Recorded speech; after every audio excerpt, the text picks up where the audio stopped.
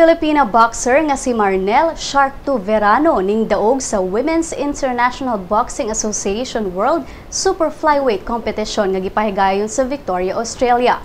Ang 27 anyos nga si Verano gipildi ang unbeaten nga si Australian champion Sylvia Sharper human sa 10 rounds. Duha sa mga judges ang mihatag og score nga 97-93 samtang ang third judge nihatag og 98-92 nga in favor kang Verano.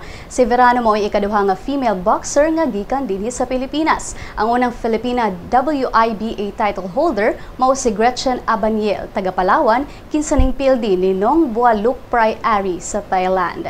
Ang WIBA gipahigayon niadtong Biyernes sa La Mirage Receptions and Convention Center sa Somerton, Victoria, Australia.